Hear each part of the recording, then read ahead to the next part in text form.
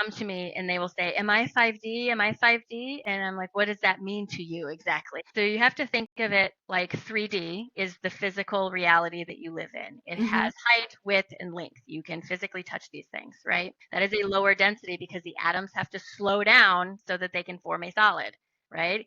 So then you have 4D. 4D is the realm of time. Time is outside physicality, but it's where your mind is located. Okay.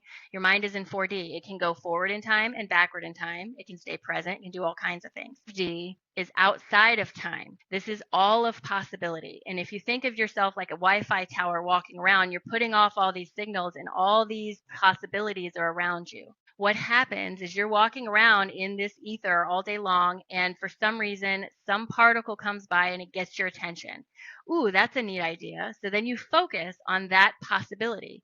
By default, it draws more to itself and collapses itself into a wave and it becomes a probability. Then you pull it down from 50 into 40 in your mind where you think about it, you talk about it, you plan it, you look in the future, you think how it's going to work out, you look in the past, you think how it didn't work before, and then you bring it down into 3D where you take action. You actually buy the material, you set up the space, you talk about it, and you bring it literally into the 3D where you can physically hold it. The problem is the material, the atoms go so slow and that the idea in 5D has to go through many compressions to get here. So you have to let go of your idea of what it has to look like and leave it open to what it can look like.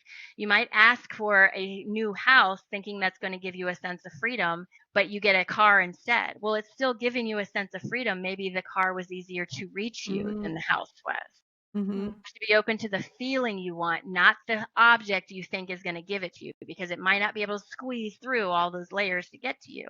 Just focus on the feeling you want to have.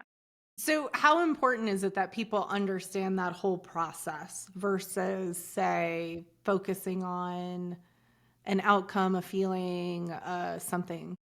Well, I think for me, it was more helpful because it's logical. I can see Mhm. how it progresses. And for me, Yeah, just having someone tell me to just focus on the positive feels very false.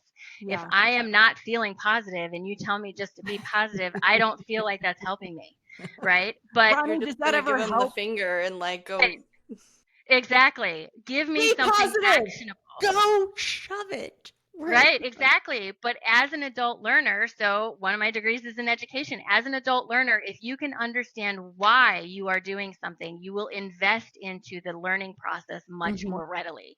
That's why I think it's important to understand the process of manifestation and not just that it's some nebulous thing. It's Yeah. literally science.